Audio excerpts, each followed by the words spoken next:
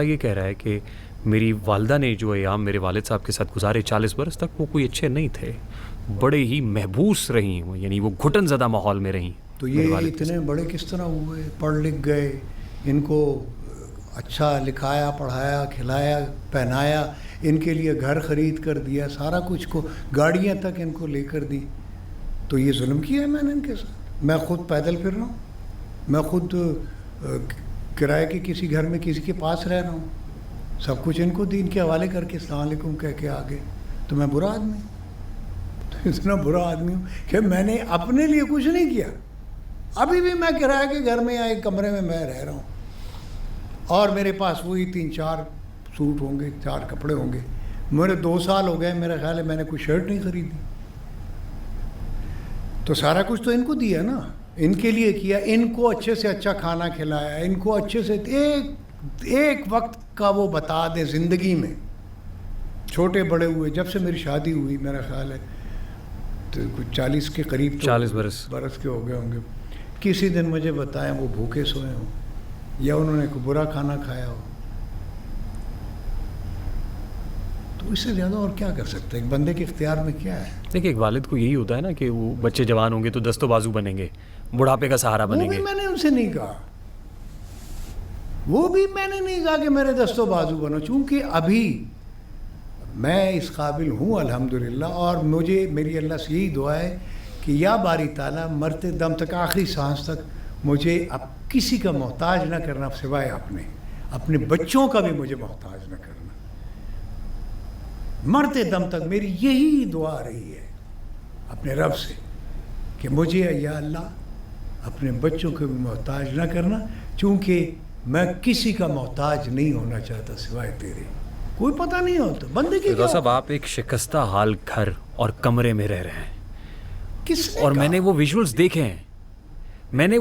دیکھے ہیں، تو آپ کا رہن سہن دیکھا ہے. ہاں تو سو واٹ. میرا ایک لیجنڈری آرٹسٹ، میرے ملک کا ایک صدارتی ایوارڈ یافتہ ملینیم ایوارڈ اس کو ملا، وہ آن ہے بان ہے شان ہے، میرے سامنے بیٹھے ہوئے ہیں، وہ بہت سے لوگوں کی انسپریشن ہے.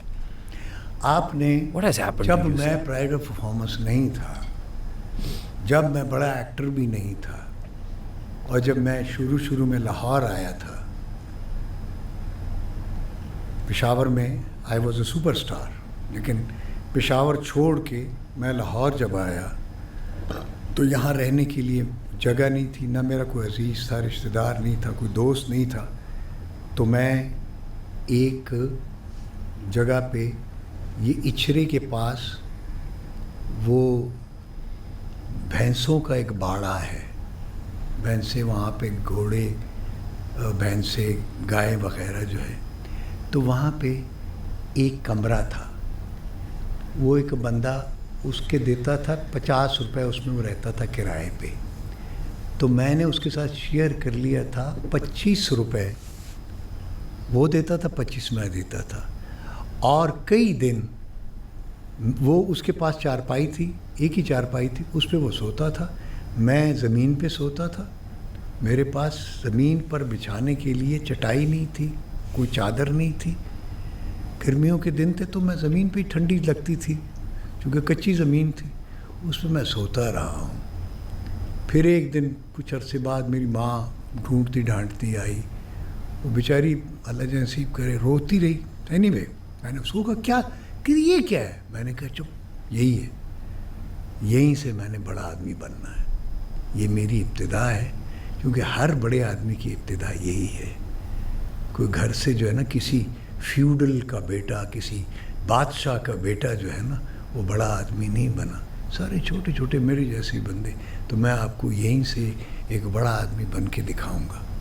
تو کہنے لگی. پھر وہ بیچاری جا کے میں نے سمجھ کوئی وہ ایک گدا ودا لے آئی بچھانے کے لیے اور ایک چادر وغیرہ. اس نے کہا زمین پہ سو، لیکن میں نے کہا کیوں لے کے آئے؟ نہیں کہ میں ماں ہوں نا. روتی رہی بیچاری. اینی وے ایسے بڑے لوگ نہیں بنتے. کوئی سونے کا چمچہ لے کر مجھے بتاؤ کوئی بندہ، ماں سوائے بادشاہوں کے شہزادوں کے، وہ تو پیدا ہی چونکہ محلوں میں ہوتے ہیں، کسی غریب بندے کا کوئی بچہ جو ہے کوئی سونے کا چمچہ لے کر پیدا ہوا ہو، جن حالات سے ہو، اور جس ہمبل جو بیگننگ ہے آپ کی, جہاں سے شروع کیا, آج کم و بیش وہیں آ کے کھڑے ہو گئے آپ؟ نہیں, وہ گدا کچھ بہتر ہے, وہ شکستہ حال کمرہ, وہی بیڈ, وہی 4 جوڑے؟ نہیں, ٹھیک ہے. میں یہ اسی کا خواب دیکھا تھا آپ نے, یہ ایسا ہی بڑا آدمی بننا چاہتے تھے؟ نہیں, تو وہ بڑا آدمی کپڑوں سے بنتا ہے یا جگہ سے بنتا ہے, زمین سے بنتا ہے. علامہ اقبال کے پاس کیا Then you have achieved it. I mean, I have achieved it, everything. میری کو خواہش ہی نہیں ہے کوئی اس طرح کی. I've seen everything.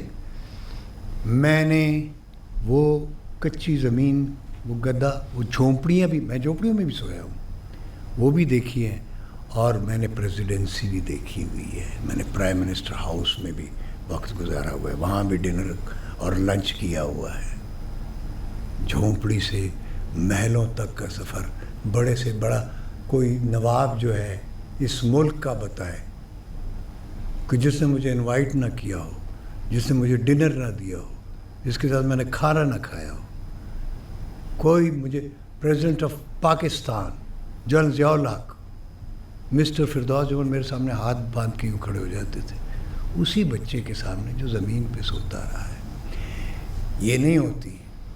ایک تو اللہ کی رحمت ضروری ہے, دوسرا آپ میں ول ہونی چاہیے, کریج ہونی چاہیے, اور پوٹینشل کے ساتھ. اگر آپ میں ٹیلنٹ نہیں ہے, پوٹینشل نہیں ہے, تو ٹکرے نہ مارے. ٹرو. فردوس صاحب, زندگی میں کوئی ریگریٹ ہے؟ نو, شکر الحمدللہ. نو ریگریٹس؟ نو, شکر الحمدللہ. مجھ پہ جتنا اللہ مہربان رہا ہے شاید کم ہی لوگوں پہ رہا, اور میرے آقا صلی اللہ علیہ وسلم کا صدقہ ہے سارا, پیرانے پیر دستگیر کی محبت ہے. میں پیروں فقیروں کا ماننے والا بندہ ہوں. میں تو لنگر کھانے والا بندہ ہوں. مزاروں پہ جا کے دادا صاحب میں لنگر کھانے چلے جاتا ہوں. 2021 میں آپ کو کینسر ہوا تھا؟ ہاں, میرا خیال ہے 2021 میں. اور آپ کے صاحبزادے کی وہ ویڈیوز اور سٹیٹمنٹس بھی میرے پاس ہیں کہ جس وقت آپ کو لے کے وہ ایک ہاسپٹل گئے تھے, مجھے اور ہاسپٹل نے لینے سے انکار کر دیا تھا. کون سے ہاسپٹل میں؟ شوکت خانم. شوکت خانم نے, ان کا پرابلم ہے, وہ ابو 60 نہیں لیتے نا. میں ابو 60 تھا. شوکت خانم کا ان کا کرائٹیریا ہے, اور اس میں بڑی لاجک ہے. میں نے جب انہوں نے کہا کہ جی ہم ابو 60 نہیں لیتے پیشنٹ کینسر کا, تو میں تھوڑی دیر کے لیے, تو مجھے دکھ ہوا. پھر جب میں نے سوچا, میں نے کہا نہیں, یہ ٹھیک کہہ رہے ہیں کہ اگر ابو 60 وہ لیں تو جو ابو 50 ہیں یا 40 ہیں جن کو کینسر ہے, کسی بھی ایک شخص کی جگہ میں نے قبضہ کر لیے نا.